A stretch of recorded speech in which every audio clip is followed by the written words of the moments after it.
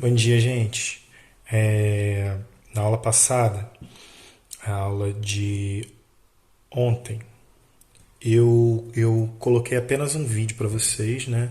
Na verdade, foi dia 16, não lembro. Não lembro se foi quarta ou se foi quinta. Mas sobre a continuação, né, da Revolução Francesa, mas não cheguei a explicar no contexto aqui do livro. Então eu vou dar seguimento a isso aí, explicando como é que foi como é que o contexto, como é que o livro aborda, né, esse contexto aí, tá bom? Seguinte, gente, já vimos como era o antigo regime, já vimos que a França nesse período, né, pré-revolução, era pautada no absolutismo, né? Ou seja, a monarquia tinha toda a força, né? Todo o poder. E a gente viu também que a sociedade começa um movimento de luta contrário a esse poder absolutista. Ok? A partir da Assembleia Nacional, né, vai ser feita aí uma proposta de mudança. Essa proposta de mudança não vai dar certo. Aquela questão dos estados, cada estado tem um voto, né? Isso não vai dar certo. Então a população vai para a rua e toma o poder. Toma o poder, derruba a Bastilha. Nós temos um evento chamado Queda da Bastilha, muito importante para a Revolução Francesa, tá? E a partir da queda da Bastilha, a gente vai começar mudanças na política, né? Vamos fazer uma Assembleia Constituinte, né? Para buscar uma outra forma política, tá? E aí a gente vai iniciar a República na França, tá bom? E a gente começa essa parte aqui do livro, ó. Enquanto os deputados franceses participavam da Assembleia Nacional propondo reformas para acabar com os privilégios do primeiro e segundo estado, alguns membros da nobreza buscavam aliados em outros estados absolutistas. Estados com E maiúsculo, né? Outros países, tá, gente? Absolutistas europeus, como a Prússia e a Áustria. Os governantes desses estados também eram contrários aos revolucionários, porque eles tinham medo que essa revolução contagiasse as outras sociedades. Tá? Então, da França, aquilo podia contagiar a Prússia, Espanha, Áustria, Itália e por aí vai. Então, o medo de que isso acontecesse fez com que esses chefes de Estado absolutista, né, esses reis, tivessem medo dos revolucionários, tá? E por isso eles criaram uma guerra aí contra a França. Ó, os governantes desses estados também eram contrários aos revolucionários, pois tentavam impedir que as críticas ao antigo regime, né, ou seja, o absolutismo, crescessem na Europa, justamente com esse medo, né, de sofrer com isso. Tá? Assim, o movimento militar, liderado principalmente pelos exércitos prussiano e austríaco, foi organizado para impedir as ações revolucionárias na França e reafirmar as bases do antigo regime. O conflito com as forças francesas foi intenso. A população parisiense, revoltada contra o rei e sua clara preferência pelos ideais defendidos pela monarquia absolutista, pelas monarquias absolutistas, participou dos embates e foi fundamental para a vitória francesa. Tá? Em 1792, as tropas estrangeiras não resistiram e se retiraram da França. Ok? Um filme muito interessante que fala sobre isso, gente, sobre essa situação. Eu não sei se eu cheguei a comentar na outra aula, eu acredito que sim, que é um filme muito, muito bom, que fala muito sobre esse tema, Os Miseráveis. Tá? Eu acho até que eu posso ter comentado, né, nos comentários ali da aula, pedido talvez alguma coisa, mas eu não me recordo. Caso eu não tenha falado, Os Miseráveis, tá? Assistam se vocês puderem. É um musical, mas é muitíssimo interessante. O filme é muito bom, muito real e fala bastante sobre esse período aí, tá? Durante os conflitos, o rei Luís XVI foi acusado de ser a favor dos ideais inimigos, que na ocasião defendiam o antigo regime, assim como Assim como ele, por esse motivo, a população no caso, defendia o antigo regime, assim como ele também defendia o antigo regime, né? Por esse motivo, a população invadiu o Palácio das Tulherias, em Paris, e prendeu o monarca, né? Prendeu, no caso, Luís XVI. Os revolucionários instauraram então uma nova instituição para governar o país, a Convenção Nacional. Esse órgão foi eleito pela votação popular e uma de suas primeiras medidas foi abolir o sistema da monarquia constitucional, proclamando a República. República é um governo escolhido, ok? É um governo votado, escolhido. Pode ser escolhido pelo povo, né? Como é o nosso, para eleger um presidente, por exemplo. República presidencialista democrática, ou seja, do povo, ou pode ser uma república feita por poucos. Por exemplo, o Brasil teve uma república feita por militares, né? Os militares instauraram a república e eles votaram entre si e colocaram um presidente no poder, tá bom? Aqui nós temos o lema, né? O principal lema da Revolução Francesa, tá? Liberdade, igualdade e fraternidade. Lembrem-se disso, é muito importante e é o lema sempre de qualquer tipo de coisa relacionada à revolução e a liberdades, tá? A próxima página vai falar sobre como funcionou esse governo da Convenção Nacional, tá? Já tem algumas coisas rabiscadas aí que eu estava lendo, né? Aí eu fui dando uma rabiscada aí, mas a gente faz isso de novo. Olha só. Com o estabelecimento do governo da Convenção Nacional e com a instauração da República, os deputados passaram a discutir as medidas revolucionárias a serem adotadas na França. Os políticos então se organizaram em 3 grupos principais, né? São esses: jacobinos, tá? Os jacobinos tinham a maioria do povo, ok? Eles eram o povo, fazendeiros, pequenos comerciantes, desempregados, a galera que passava fome, era o povo e o povo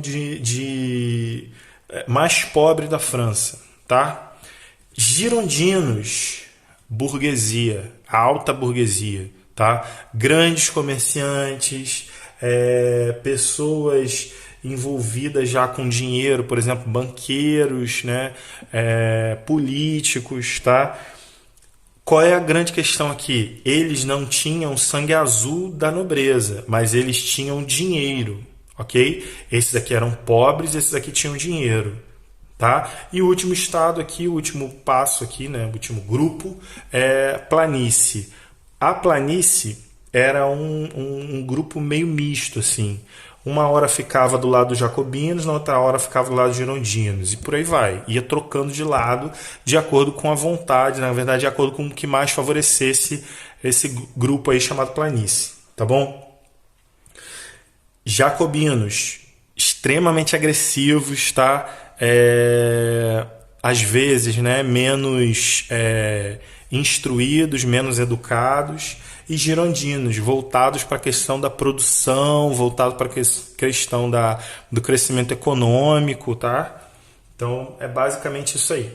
Ó, inicialmente dominada por políticos girondinos, até junho de 1793, a Convenção Nacional estipulou o julgamento do rei Luís XVI. Considerado culpado por traição, o rei foi guilhotinado, né, em uma praça pública de Paris em 1793. Aí aqui tem uma imagem aqui de como funcionou isso, né, uma gravura aí, como foi essa execução. Tá bom? Então, a partir daí, a política francesa vai determinar algumas mudanças, tá? Ó, as reformas da Revolução. Após um breve período de domínio girondino, a Convenção Nacional passou a ser liberada pelos jacobinos, tá? Maior número e mais agressivo, tá, gente? Que desejavam estabelecer muitas reformas para melhorar as condições de vida dos franceses em geral.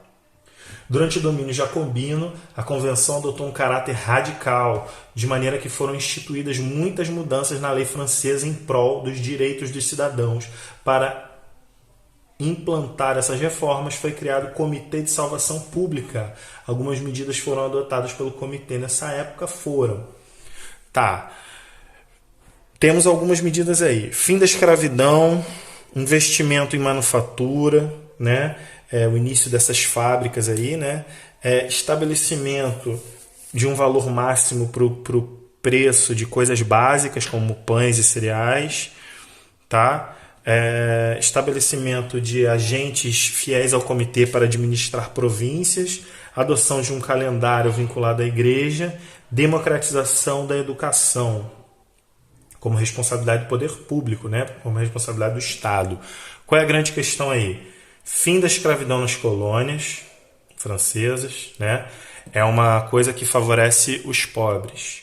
Estabelecimento de um valor máximo, né? Fixar um valor para o consumo das coisas básicas.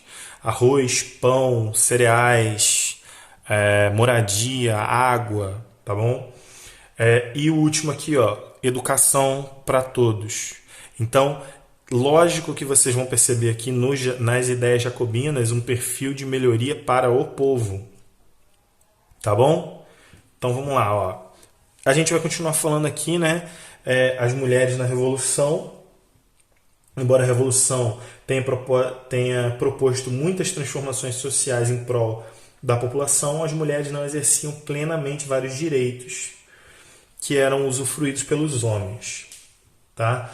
Aí vai falar aqui que a participação da mulher, como sempre, né, foi reduzida, né, pelos homens de forma extremamente errada, e que essa mulher aqui, ó, Olympe de Gouges, ela fez uma espécie de declaração de direito do homem e do cidadão, né? Só que falando sobre a questão da mulher, tá?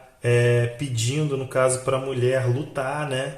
Para a mulher ter direitos iguais, para a mulher assumir uma postura de igualdade, uma postura igualitária em relação às funções do homem. Não baixar a cabeça, né?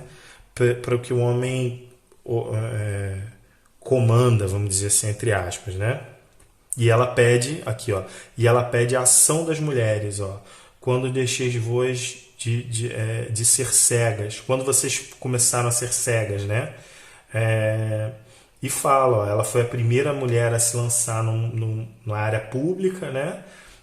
A primeira mulher também a buscar essas questões teóricas, reivindicava os mesmos direitos e assumir os riscos, né? Por ser mulher e o homem ser homem. Enfim, riscos machistas, né? Riscos da sociedade. Ok, gente. Só que aí eu vou usar esse tempinho extra, esse tempinho de final de aula aí, porque as minhas aulas costumam ter 15 minutos, né? Mais ou menos, para falar essa ideia do período do terror. Tá? Provavelmente a gente vai ver isso escrito aí, mas é mais ou menos o seguinte, gente. Os jacobinos, eles eram um grupo muito, muito, muito grande, né? E um grupo muito agressivo, tá?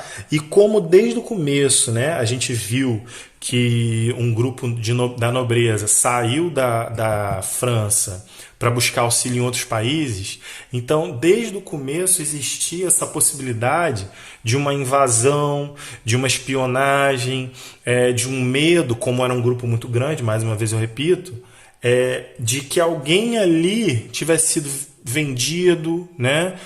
Digo assim, paguei um suborno a alguém para me dar alguma informação importante daquele grupo.